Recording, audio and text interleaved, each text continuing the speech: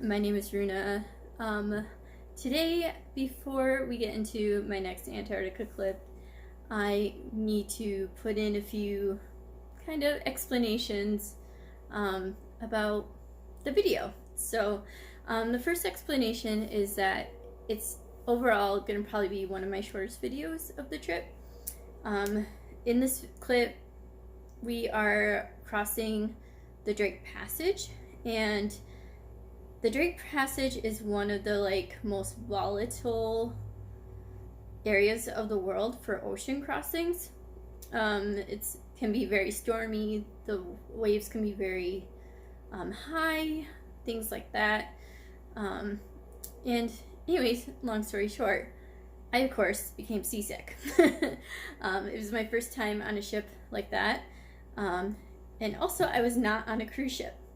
I was on a 100-year-old wooden tall ship, which's got all the sails and everything, but it's also a lot smaller than the bigger cruise ships and even some of the scientific expedition ships that go down and do tours too. So with it being a smaller ship, with the waves and stuff, it's going to be a little bit more rocky sometimes, but all ships, even the big cruise ships, kind of experience a little bit of waves and whatnot. So just because you're on a cruise ship, if you go to Antarctica, doesn't mean that you might not get seasick. Anyways, so I was seasick. So I didn't film a lot because when I wasn't on watch, doing lookout or steering or whatever on the boat, I was in my bunk trying to not throw up. I mean, I didn't throw up a lot, but I did throw up. In I think a photo or a clip or two, you might see one of my watchmates holding a yellow bucket, and that's because that's what we were supposed to throw up in, and she felt better staying outside with her little bucket during watch. So that made her feel better. You can take medication to combat seasickness, but for me, it actually made the symptoms worse because it made me a lot more drowsy and sleepy. It kind of messed up my equilibrium even more, so I stopped taking it after the first day, and I actually did feel better.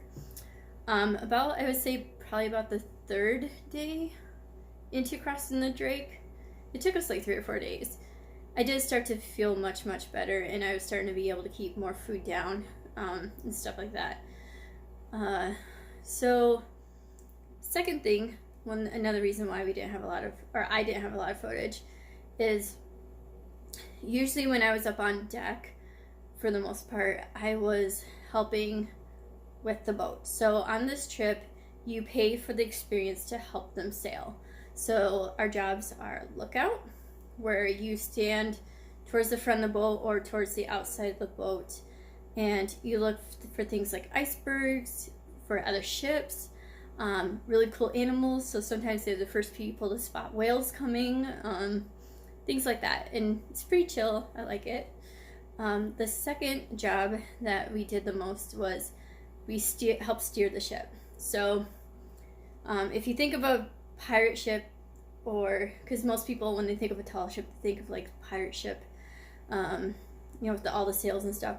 You had that wooden wheel with the little handles and stuff. We would use that to help steer the ship with an iPod in front of us that told us what degree directions we were supposed to go. So usually we were supposed to stay within 5 degrees of a certain heading.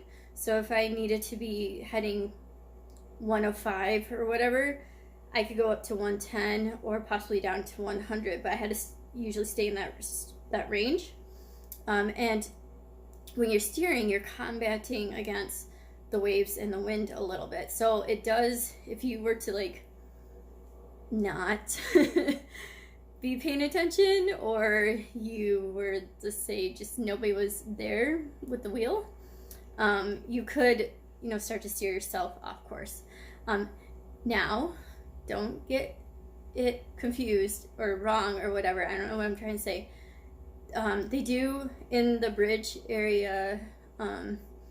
The captain and all the people in there, it's not very big, but the few people that are in there, they do have computers and stuff. They do have where they can see the ship like kind of like on radar and stuff, so like they'll know right away if we're getting too far off course, and they're able to like try to course correct and stuff like that. So it's not like if you aren't paying attention for 5 minutes, it's not gonna like screw up the whole trip type of thing.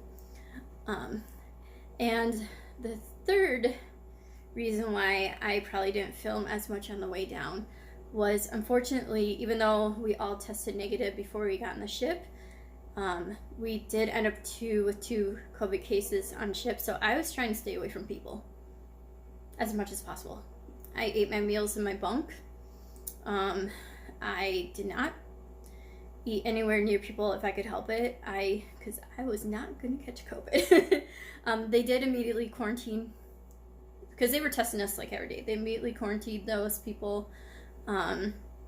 They quarantined the close contacts, and they separated out the ones that tested positive.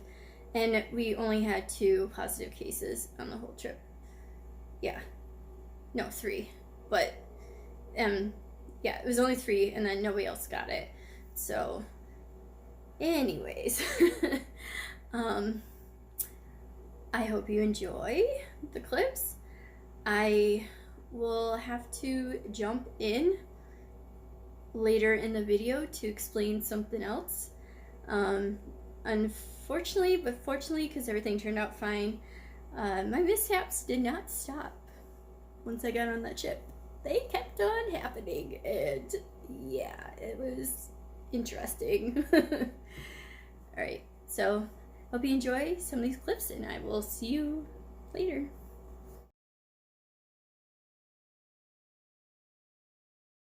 This first pic is us getting on the ship for the first time. It's really cool.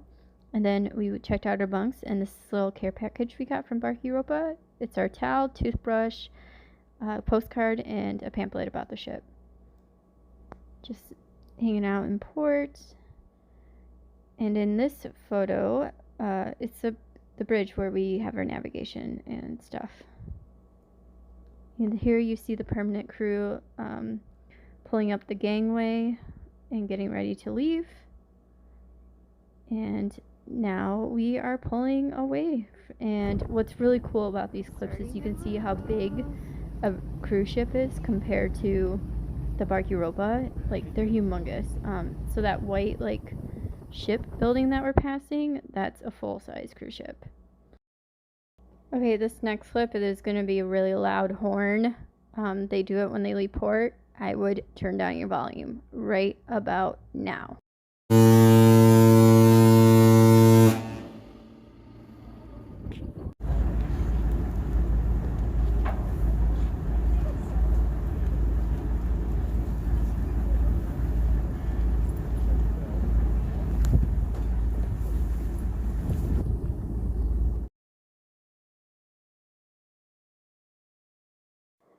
So now we're starting to leave the port and going into the Beagle Channel.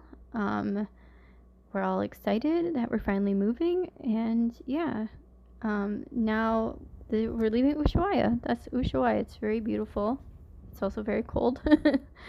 And as we're in the Beagle Channel, we have a pilot from Argentina that gets us through, and then once we get to the Drace Passage, we will start our watches and sailing. Also, going down to Antarctica, and in Antarctica it's very windy, so you're going to hear wind sounds quite often in these clips.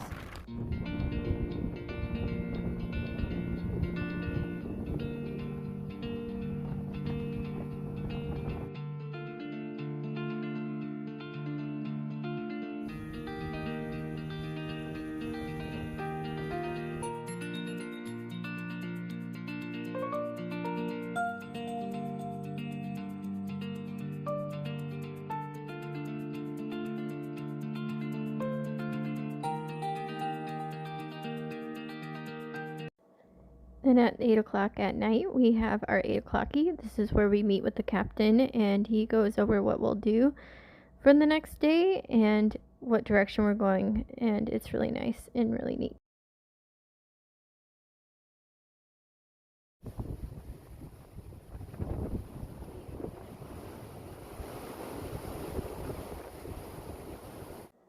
Here we are setting up safety nets on the lowest part of the ship so that nobody falls overboard during a storm. And then later that night we have to take a class about Antarctica and some of the rules about interacting with the wildlife before we can even touch land. So it was really neat to learn about a few things. And yeah, so the wildlife can touch you, but you can't touch them.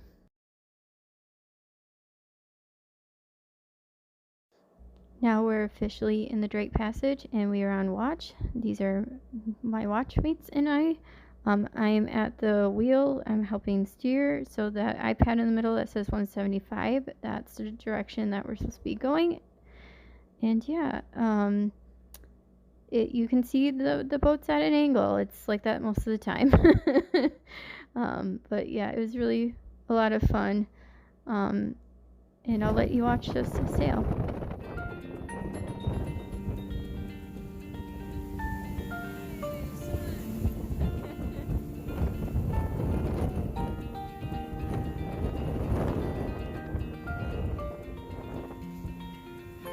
That's a big one. On the whole way down, we get to see seabirds. They fly the whole length from Argentina on down, and it's really cool.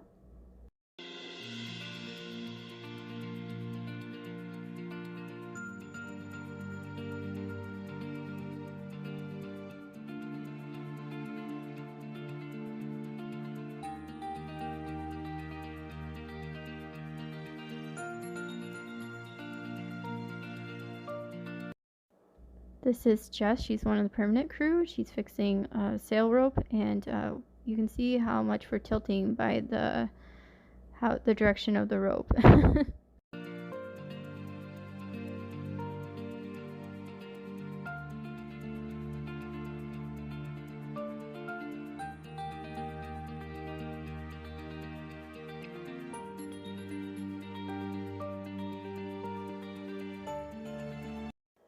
Water often comes over the sides. There's holes that it goes through, but this is pretty mild as far as water coming over the deck.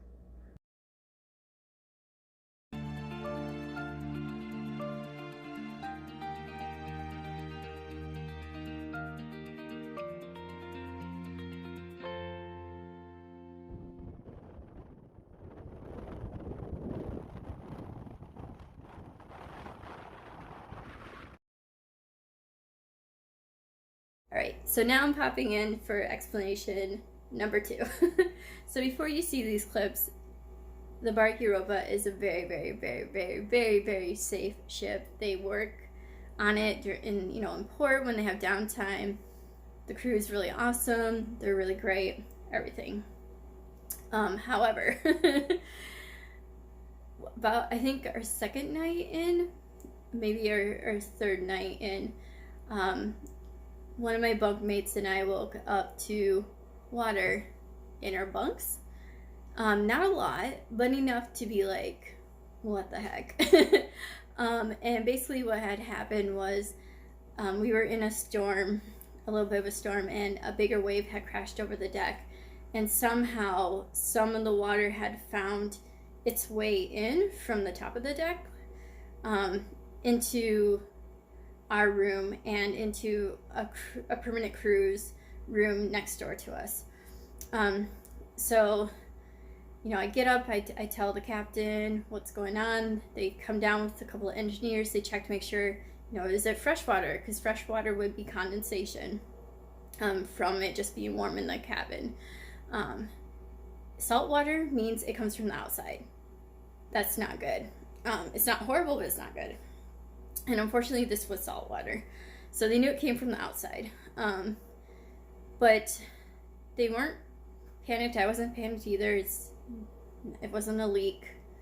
I mean, it wasn't like a leak coming in from below or anything. Like, it was very, very safe. So they took me out of my bunk. They took the person above me out of their bunk. We did some shuffling around on the ship. And then they fixed it the next day and did the rest to fix it. So, sorry if I'm rambling, but it's interesting. But because of COVID and the quarantining, unfortunately, they didn't have enough bunk space, so I ended up sleeping in the library. And honestly, it was more comfortable to sleep in the library than in my own bunk sometimes. But so I ended up sleeping up there for like 1 night and a half. And the thing with the watch system is like you're on for 4 hours, you're off for 8, but you really don't get a full 8 hours of sleep because you have to like wake up for meal times and stuff. So you can literally just like you're tired, so you'll like sleep whenever you can. So I had just gotten up from a nap, and it was like I think 2 p.m. or something, and I went to go down to go to the bathroom, and I come back up and I'm about to sit down where I was sleeping in the library, and all of a sudden there's water everywhere in the corner where I used to sleep. And this time it was because, unfortunately, there's like windows to the library that are up by the steering wheel, and they closed them, but they didn't close them completely shut. There's like a gap about like this big on to the windows, and so this giant wave comes over because we're again in a storm, like this little storm, and just water came in. So that time, it wasn't like a super lot of water, but you'll see the clips. But my corner was kind of drenched. Like, it's like, oh great, apparently the water's trying to get me. So of course they immediately got up on ladders and started closing down the windows more, like completely airtighting them. Because like I said, they thought they closed them completely, but they just a little gap was open. So yeah, that was fun. But then the rest of the trip went pretty well. And yeah, so you get to see some of those water clips. But again, I want to reiterate, like, the ship, the Bark Europa, is really safe. It's really great. They take really good care of you. I would definitely sail 100% on that ship over and over again. They've been doing it for 15 years plus, to sail all the way from Europe down to Antarctica and back multiple times. Like, it's, yeah, I don't regret anything. So it was a fun experience. But yeah, I'll let you get back to the rest of the clips. Towards the end here, you will see us starting to spot land for the first time, which is really exciting when you've been on kind of semi-rough to rough seas for the past few days. And then, you know, you kind of get to rest because you don't have to be on watch anymore, and you get to do some really cool stuff like see penguins and go hiking. So yeah, I'm gonna stop talking now. Sorry for the rambling. All right, I'll see you in the next video. Bye.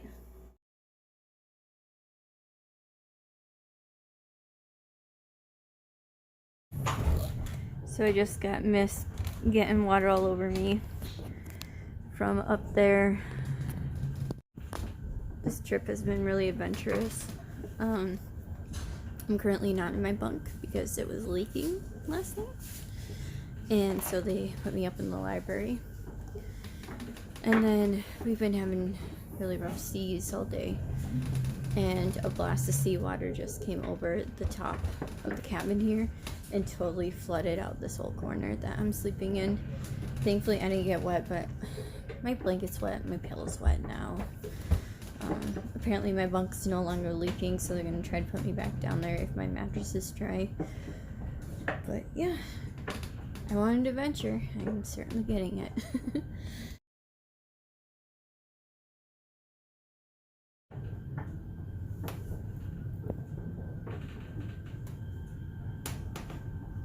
Now I'm back in my bunk, and you can see the rivulets of water from the water leak.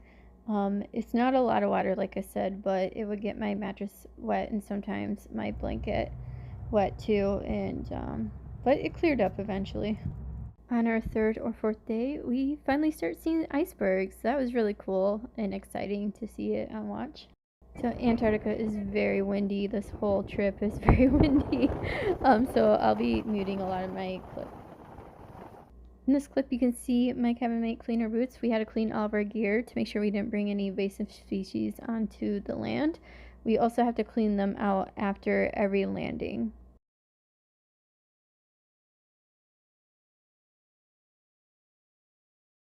First sightings of land in Antarctica.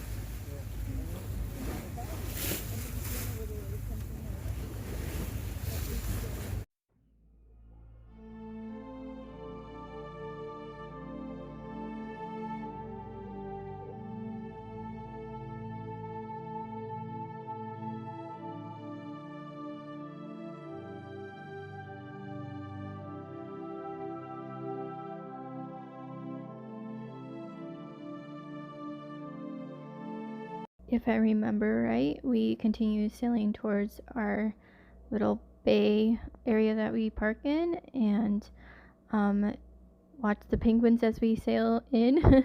And then the next day we have our first landings, and you'll get to see how cute they are in the next video.